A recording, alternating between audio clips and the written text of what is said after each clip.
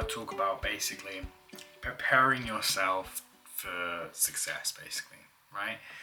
When I started to meditate for the very first time, I've talked about it before, but basically you clear your head and you have to sit there for however long you've set the timer for, and that is pretty much what you do. You're clearing your mind, just sitting there, and it makes you feel like, oh my gosh, why am I sitting here? I want to move, I want to do things, I want to think about things, I want to do this, I want to do that. And you're training your brain to be still, right? It's very, very hard. And when I started to do this, I didn't have a lot of distractions in my life. So I was working out and doing tasks that were not stimulating when it comes to like dopamine and stuff like that.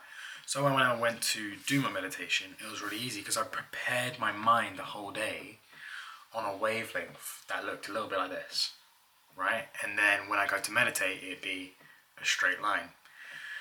But let's say a day that's crazy and my wavelength's like this, it's all over the place. And then I come to sit down to do some meditation and I'm trying to go like this. It doesn't really work. When you go to meditate after a day like that, it's like, it just doesn't work. Because what you're doing during the day is preparing yourself for that thing. And this goes for everything, right? If you want to be an astronaut, you don't just jump on a rocket and go up. There's loads of training involved. There's loads of things you need to do before that, right? If you want to quit smoking, you don't just boom quit smoking because 9 times out of 10 you're gonna get back on it.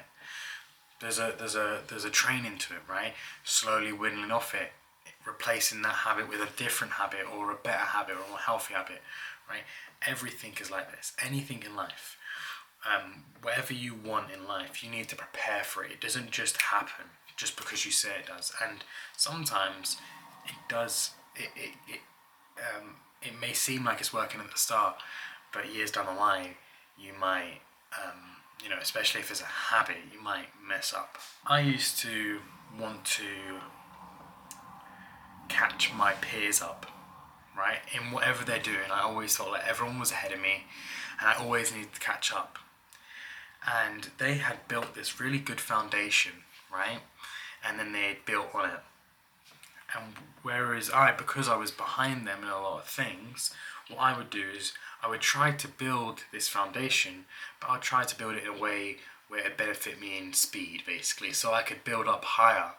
But the reality is when I got to a certain point, a foundation that sits like this is terrible compared to something that sits like this, right? So what I'd do is I would catch my peers up, but then actually everything would crumble beneath me.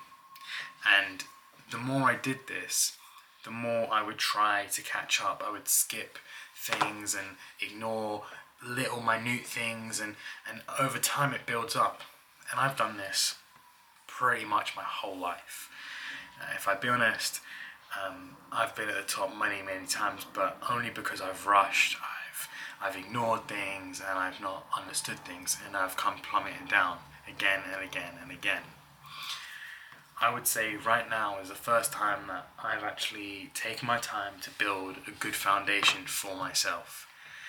And it's hard because, obviously not now, but when I was younger, it was like I was behind everyone in every aspect of life. And now I kind of feel like I've learned something that is really good. It's that you're not competing with others, you're actually competing with you from yesterday, right? So you're comparing yourself to yourself, which is the best way to go about it, because you're going to improve yourself and everyone's different and right to tell this and that.